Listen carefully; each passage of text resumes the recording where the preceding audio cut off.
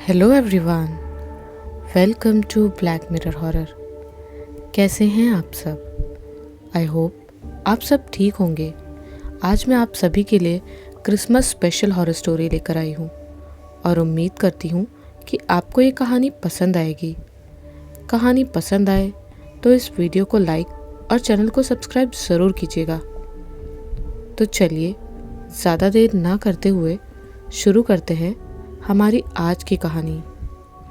इस कहानी की लेखिका है स्नेहा मिश्रा।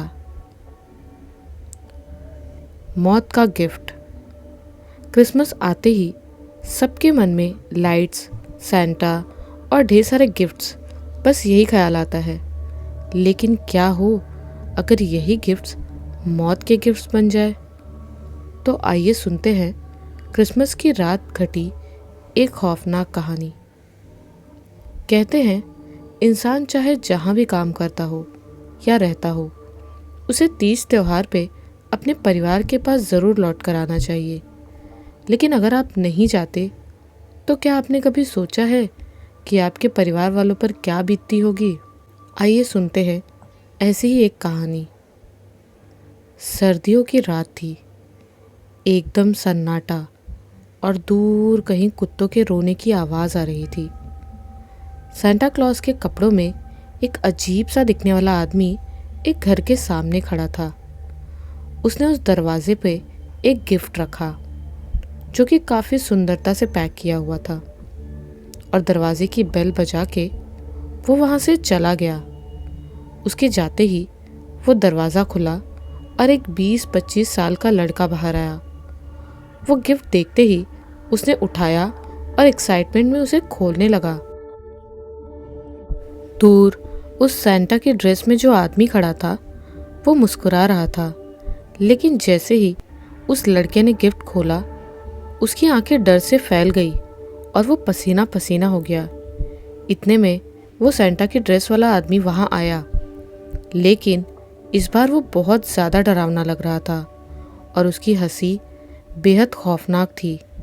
वो लड़का डर के भागने लगा, लेकिन इतने में उस आदमी ने अपने हाथ से एक इशारा किया और उसका हाथ घूमते ही उस लड़के की गर्दन टूटकर नीचे गिर गई और वो आदमी हंसते हुए उस लड़के की गर्दन को हाथ में उठा के वहाँ से गायब हो गया, और उसके जाते ही वो गिफ्ट भी गायब हो गया।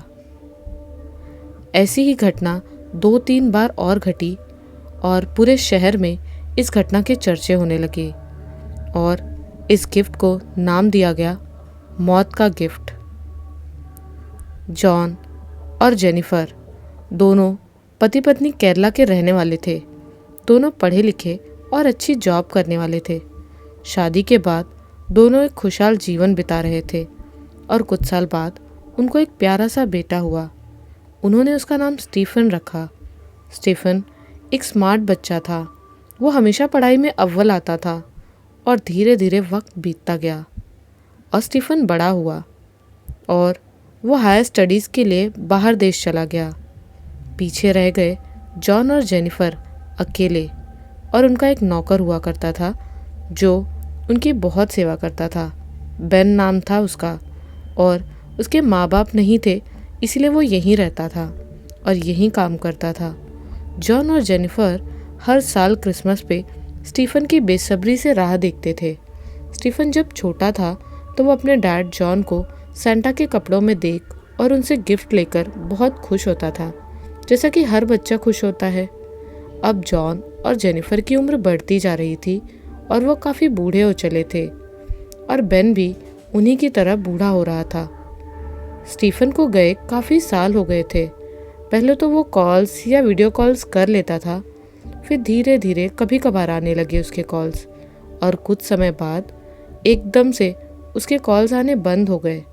पहले जॉन और जेनिफर उम्मीद लगा के बैठे रहते थे स्टीफन के कॉल की, और अगर फ़ोन नहीं आता तो उन्हें बहुत दुख होता था, और उनको ऐसे देख बेन भी दुखी होता था। लेकिन अब धीरे धीरे उनको आदत हो गई थी स्टीफन के बिना रहने की। हालांकि ये बहुत मुश्किल था उन माँ बाप के लिए जिनकी इकलौती औलाद उन्हें भूल जाए। इसी तरह साल बीतते रहे और दोस्तों के साथ एंजॉयमेंट में उसने अपने बूढ़े माँ बाप को भुला ही दिया। स्टीफन को वहाँ एमिली नाम की एक लड़की से प्यार हो गया जो कि उसकी क्लासमेट भी थी। स्टडीज़ ख़त्म होते ही स्टीफन को एक बहुत अच्छी कंपनी में जॉब भी मिल गई और देखते ही देखते स्टीफन और एमिली ने शादी भी कर ली और दोनों खुशी खुशी अपनी शादीशुदा ज़िंदगी जीने लगे। समय बीतता गया और देखते देखते स्टीफन और एमिली के बच्चे हो गए। एमिली ने पहले एक बेटी को जन्म दिया और फिर कुछ साल बाद एक बेटे को, जिनका नाम जॉना और जैक था। दोनों बहुत प्यारे थे और वो भी अपने पिता स्टीफन की तरह बहुत होशियार थे। जॉना और जैक हर साल क्रिसमस के दिन का बेसब्री से इंतज़ार करते थे क्योंकि उनको सैंटा से गिफ्ट्स लेना और क्रिसमस ट्री को डेकोरेट करना बहुत पसंद था। दोनों बच्चे अक्सर स्टीफन और एमिली से पूछते थे कि उनके ग्रैंडफादर और ग्रैंडमदर कहाँ हैं और उनके साथ क्यों नहीं रहते, तो स्टीफन उनकी बातों को टाल देता था। लेकिन मन ही मन वो भी सोचता कि इतने साल हो गए मैंने अपने माँ बाप से बात तक नहीं की। उसे भी इस बात का बुरा तो लगता था दिल में। कुछ साल और इसी तरह बीत गए। एक दिन जॉना और जैक जिद पकड़ के बैठ गए कि उनको इस बार क्रिसमस पे अपने दादा दादी से मिलना है। स्टीफन और एमिली ने उन्हें बहुत समझाने की कोशिश की कि उन दोनों को ज़्यादा छुट्टी नहीं मिल पाएगी और इंडिया जाना पॉसिबल नहीं है, पर दोनों बच्चे नहीं माने, तो मजबूरन स्टीफन को अपने बच्चों की बात माननी पड़ी और वो सब इस बार क्रिसमस पे केरला जाने की तैयारी शुरू कर देते हैं। उन सब ने सोचा कि इस क्रिसमस पे हम सब अचानक केरला जाके सरप्राइज़ देंगे मॉम डैड को।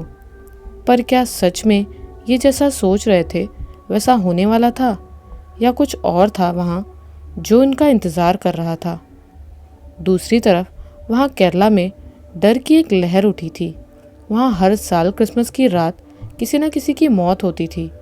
ऐसा कहा जाता था कि क्रिसमस की रात कोई आता है जो उनके घर के बाहर गिफ्ट्स रख के जाता है और जो भी उस गिफ्ट को खोलता है उसकी मौत हो जाती है। ये खबर हर जगह आग की तरह फैल गई थी और लोग उसे मौत का गिफ्ट कहने लगे थे। देखते ही देखते क्रिसमस का दिन भी नज़दीक आ रहा था और ये सब लोग खुशी और एक्साइटमेंट के साथ केरला जाने के लिए निकल पड़े। वहाँ पहुँच के वो अपने घर की तरफ निकल पड़े। स्टीफन का घर काफ़ी अंदर और सुनसान इलाके में था। जब वो लोग घर के सामने पहुँचे तो एमिली, जॉना और जैक उस घर को निहारते ही रह गए। वो एक आलीशान और बहुत बड़ा बंगलो था। वो सब अंदर जाने के लिए काफ़ी एक्साइटेड थे। एक्साइटमेंट में आके जॉना ने जैसे ही बेल बजाने के लिए हाथ उठाया वैसे ही दरवाज़ा एक चरमराहट की आवाज़ के साथ खुल गया और सब डर गए। अचानक से उन्होंने देखा कि एक बूढ़ा सा आदमी पैंट शर्ट पहने बाहर आया। उसका चेहरा एकदम सफ़ेद पड़ चुका था और आंखें बेजान सी थी और चेहरे पे एक हल्की लेकिन रहस्यमय मुस्कान थी। बाहर आते ही उसने कहा, स्टीफन, आखिर तुम आ ही गए, लेकिन काफ़ी देर हो गई। स्टीफन ने उसे पहचान लिया था। वो बेन था, उनका नौकर। स्टीफन को वो थोड़ा अजीब लगा, पर उसे लगा शायद उम्र हो गई, इसीलिए ये ऐसे अजीब लग रहा है। बेन ने उन सबका वेलकम किया और उनको उनके कमरे दिखाए। वो लोग अंदर आके और कमरों को देखकर हैरान थे क्योंकि इस उम्र में भी बेन ने पूरे घर को काफ़ी साफ सुथरा और अच्छे से सजा कर रखा था। स्टीफन ने बेन से पूछा, मॉम डैड कहाँ हैं? तो उसने कहा वो दोनों अपने कमरे में आराम कर रहे हैं। स्टीफन ने बेन से कहा कि वो मॉम डैड को उनके आने की बात ना बताए, वो उन दोनों को सरप्राइज़ देना चाहते हैं। बेन ने हाँ में सिर हिलाया और उन सब के लिए खाने की तैयारी करने चला गया और वहाँ से निकलने के बाद कुछ दूर जाते ही उसके चेहरे पे एक डरावनी मुस्कान आ जाती है। वो सब फ्रेश होके नीचे आते हैं तो उनको टेबल पे उनकी पसंद की बहुत सारी खाने की वैरायटी दिखती है। बच्चे ये देखकर बहुत खुश हो जाते हैं। वो सब खाना खाते हैं और फिर सब मिलके जॉन और जेनिफर के कमरे में उनको सरप्राइज़ देने के लिए जाते हैं। लेकिन जब वो लोग उस कमरे में जाते हैं तो वहाँ कोई नहीं होता। वो लोग कमरे में हर जगह देखते हैं पर कोई नहीं मिलता। वो लोग बाहर आकर बेन से पूछते हैं कि अंदर तो कोई नहीं है। वो कहता है, ठीक से देखिए, वो दोनों अंदर ही हैं। वो लोग दोबारा अंदर जाते हैं और शॉक हो जाते हैं कि जॉन और जेनिफर अंदर ही होते हैं। जॉन अपनी आर्म चेयर पे बैठा होता है और जेनिफर बेड पे लेटी थी। स्टीफन सोचता है, क्या वो सब मेरा वहम था या आंखों का धोखा? फिर वो इन सब ख्यालों से बाहर आकर अपने मॉम डैड के पास जाता है। वो दोनों बहुत बूढ़े हो चुके थे और उनके चेहरे भी सफ़ेद पड़ चुके थे। आंखों के नीचे काले घेरे पड़ चुके थे। स्टीफन एक एक कर उनके पास जाता है, उन दोनों से मिलता है। पर ताज्जुब की बात ये थी कि जॉन और जेनिफर के चेहरे पे वो खुशी नहीं थी जो इतने साल बाद अपने बेटे से मिलके होनी चाहिए थी। उनकी आंखें बेजान हो चुकी थी। शायद वो लोग इंतज़ार करते करते थक चुके थे और उम्मीद खो चुके थे अपने बेटे के वापस आने की। जॉना और जैक भी अपने दादा दादी से मिले और वो दोनों बहुत खुश थे अपने दादा दादी से मिलके। एमिली भी इन दोनों से मिली। थोड़ी देर बातें करने के बाद रात ज़्यादा होने की वजह से सब अपने अपने कमरों में सोने चले गए। स्टीफन और एमिली अलग कमरे में सोए और जॉना और जैक अलग कमरे में सोए थे। रात के 2 बज रहे थे। अचानक से घर में बिजली चली गई। स्टीफन रास्ते की थकान की वजह से गहरी नींद में था, इसीलिए उसे पता नहीं चला। लेकिन नींद में उसे यह एहसास होता है जैसे कोई उसके सिर पर प्यार से हाथ फेर रहा हो, लेकिन वो हाथ बहुत ठंडा था, बर्फ की तरह। और वहाँ जॉना और जैक लाइट जाते ही डर गए, लेकिन उनको वहाँ एक आवाज़ सुनाई दी, बच्चों डरो नहीं, हम हैं ना यहाँ तुम्हारे साथ। क्या तुम दोनों हमसे कहानियाँ सुनना चाहोगे? आवाज़ तो आ रही थी उन दोनों को, लेकिन कोई दिखाई नहीं दे रहा था। ये सब देख के वो और भी डर जाते हैं और ज़ोर ज़ोर से चीखने लगते हैं। उनकी चीख सुन के एमिली चौंक के उठ जाती है और स्टीफन भी जैसे किसी सपने से बाहर आता है। दोनों भाग के बच्चों के कमरे की तरफ जाते हैं और उन दोनों को ज़ोर से पकड़ लेते हैं और शांत कराने लगते हैं। शांत होते ही बच्चे स्टीफन और एमिली को सारी बात बताते हैं, लेकिन वो दोनों इसे इन बच्चों की इमेजिनेशन समझ के इस बात को इग्नोर कर देते हैं और इतने में लाइट आ जाती है। एमिली उन दोनों बच्चों को सुलाने लगती है और स्टीफन फिर से अपने कमरे में जाके सोने की कोशिश करने लगता है। थोड़ी ही देर में उसे नींद आ जाती है और फिर से उसे यही फील होता है कि कोई उसके सिर पे प्यार से हाथ फेर रहा है और वो हाथ बहुत ठंडा है। और अचानक से उसके कानों में उसकी माँ की आवाज़ आती है, इतनी देर क्यों कर दी बेटा? क्या हमसे प्यार नहीं था या हमें भूल गए थे? ये सुनते ही स्टीफन चौंक के उठ गया। वो इन सब बातों से काफ़ी परेशान हो गया था, लेकिन एक बात और थी जो उसने नोटिस की कि इतना सब हुआ, शोर हुआ बच्चों का, और लाइट गई और आई, लेकिन ना तो बेन आया और ना ही मॉम डैड आए शोर सुन के। फिर उसने सोचा शायद उम्र होने की वजह से उनको शोर सुनाई नहीं दिया होगा, या फिर गहरी नींद में सोए होंगे दवाइयों की वजह से। थोड़ी देर में एमिली भी बच्चों को सुला के आ गई और दोनों फिर से सो गए। थोड़ी देर बाद बच्चों को ऐसे लगा जैसे उनके सिर के पास कोई बैठा है और उनको कहानी सुना रहा है। इस बार बच्चे डरे नहीं और बड़ी खुशी से और आराम से कहानी सुनते सुनते सो गए। सुबह जब उन्होंने स्टीफन और एमिली से ये बात बताई तो उन्हें बहुत आश्चर्य हुआ, क्योंकि रात में वहाँ उन चारों के अलावा कोई नहीं था। लेकिन बच्चों ने बताया कि उन्होंने एक सेंटा को देखा रात में, जो उनके पास बैठा था और उनको गिफ्ट्स दिए, और बाद में उसने कहानी भी सुनाई और वो दादाजी की तरह दिख रहा था। बेन सबके लिए चाय और नाश्ता लेकर आया। सबने साथ मिलकर नाश्ता किया, लेकिन जॉन और जेनिफर दोनों बहुत चुप चुप थे। स्टीफन ने उनसे पूछा, क्या बात है मॉम डैड, आप दोनों हमारे आने से खुश नहीं हो क्या? कल रात भी बच्चे डर के चिल्लाए, लेकिन आप लोग नहीं आए। तो जॉन और जेनिफर ने कहा, ऐसा कुछ नहीं है बेटा, बस अब उम्र हो गई है ना, तो ज़्यादा बोलने में तकलीफ़ होती है। स्टीफन को भी उनकी बात सच लगी। बाद में स्टीफन ने उनसे पूछा कि क्या कोई सेंटा के ड्रेस में इस घर में आया था? तो दोनों एक दूसरे की तरफ बहुत रहस्यमय तरीके से देखने लगे। फिर कहा, नहीं, ऐसा तो कोई नहीं आया और ना ही आ सकता है, शायद बच्चों ने कोई कहानी बनाई होगी। उसके बाद सबने नाश्ता ख़त्म किया। वो क्रिसमस का दिन था तो सब लोग बहुत ज़ोर शोर से उसकी तैयारियों में लग गए।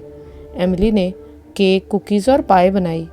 स्टीफन मार्केट से क्रिसमस ट्री डेकोरेट करने का सामान ले आया और बच्चे और स्टीफन क्रिसमस ट्री डेकोरेट करने लगे। लेकिन उन्हें क्या पता था कि यह क्रिसमस की रात उनके लिए कितनी खौफनाक और डरावनी होगी। क्रिसमस की तैयारियों में पूरा दिन बीत गया और रात आ गई। सबने नए कपड़े पहने और रेडी हो गए क्रिसमस सेलिब्रेशन के लिए। जॉन और जेनिफर भी अपने कमरे से बाहर आए। बेन, एमिली, जोना, जैक और स्टीफन सब ने साथ में मिलके क्रिसमस सेलिब्रेट किया, एक दूसरे को विश किया। इतने में अचानक लाइट फिर से चली गई और एक खौफनाक आवाज़ पूरे घर में गूंजने लगी। जोना और जैक बहुत डर गए और स्टीफन और एमिली से चिपक गए। लेकिन स्टीफन ये आवाज़ पहचानता था, बहुत अच्छे से पहचानता था।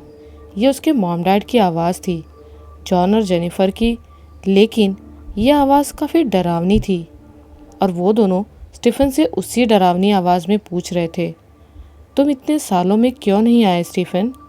क्या तुम अपने मॉम डैड से प्यार नहीं करते थे? स्टीफन की आंखों में पानी आ गया था, लेकिन वो इस आवाज़ से डर नहीं रहा था। ऐसा लग रहा था जैसे वो ये सब पहले से जानता हो। उसने बड़े प्यार और दुखी मन से कहा, मुझे माफ़ कर दो मॉम डैड, मुझसे गलती हो गई।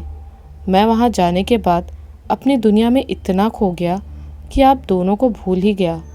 लेकिन अब मैं हर साल यहाँ आऊँगा आपके पास। जॉन और जेनिफर कहते हैं, अब बहुत देर हो चुकी है बेटा, अब तुम्हारे यहाँ हर साल आने से कोई फ़ायदा नहीं है।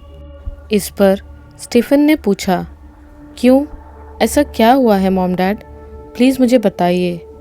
तब जॉन और जेनिफर बताते हैं, बेटा तुम्हारे यहाँ से जाने के बाद हम दोनों बहुत अकेले हो गए थे। हर रोज़ तुम्हारे फ़ोन का इंतज़ार करते रहते थे। पहले तो तुम फ़ोन करते थे, धीरे धीरे तुमने फ़ोन करना बंद कर दिया। हम दोनों बहुत दुखी रहते थे। हर साल क्रिसमस पे तुम्हारे आने का इंतज़ार करते, पर तुम नहीं आए। एक दिन बेन मार्केट से सामान लेकर आ रहा था तो उसका एक्सीडेंट हो गया और वो मर गया। उसके बाद हम अकेले हो गए, कोई हमारा ध्यान रखने वाला नहीं था। एक दिन बाथरूम में फिसलने की वजह से मुझे चोट लग गई और मेरी जान चली गई। ये देख के तुम्हारे डैड को हार्ट अटैक आ गया और समय पे हॉस्पिटल ले जाने वाला कोई नहीं था, तो वो भी बच नहीं पाए। कुछ दिन बाद किसी ने पुलिस को खबर की तो वो लोग आके हमारी लाशों को ले गए। लेकिन हमारी इच्छाएं अधूरी थी, इसलिए हमारी आत्माओं को शांति नहीं मिली। और बेन हमारी सेवा करता था, उसे हमारी चिंता थी, इसीलिए मरने के बाद भी उसकी आत्मा इस घर में ही रही। लेकिन हमें क्रिसमस से नफ़रत हो गई थी, क्योंकि हम दोनों हर क्रिसमस पे तुम्हारा इंतज़ार करते थे और तुम नहीं आते थे। इसीलिए हर क्रिसमस पे हम सेंटा के रूप में जाके किसी न किसी के दरवाजे पे गिफ्ट रखते थे, और जो कोई उस गिफ्ट को खोलता उसकी मौत हो जाती थी उसी रात। ये सुनने के बाद स्टीफन को अपने किए पे बहुत पछतावा हुआ। उसकी इस हरकत की वजह से कितने लोगों की जान गई। उसने अपने मॉम डैड से माफ़ी मांगी और उनसे रिक्वेस्ट की कि वो दोनों अब और किसी की जान नहीं लेंगे। जॉन और जेनिफर की आत्मा स्टीफन की हुई हरकत से नाराज़ थी, इसलिए वो हर किसी को इस बात की सज़ा दे रही थी। चूँकि अब स्टीफन ने उनसे माफ़ी मांग ली थी और उसे अपनी गलती का एहसास हो गया था, जॉन और जेनिफर स्टीफन से क्रिसमस पे मिले, जिससे उनकी अधूरी इच्छा भी पूरी हो गई और इससे उनकी आत्मा को मुक्ति मिल गई।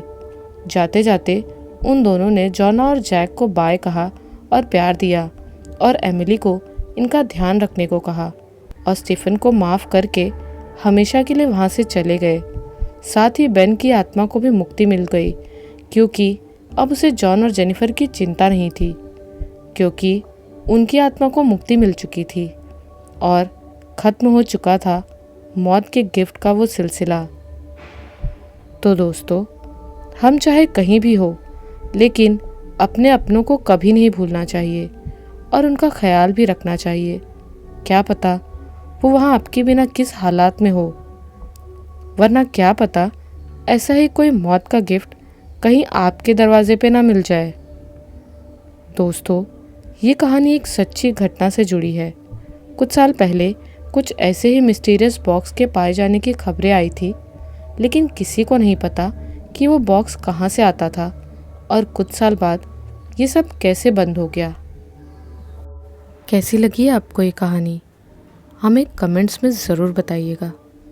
मिलती हूँ एक नए वीडियो में कुछ नई और डरावनी कहानियों के साथ। तब तक के लिए merry Christmas and bye and take care.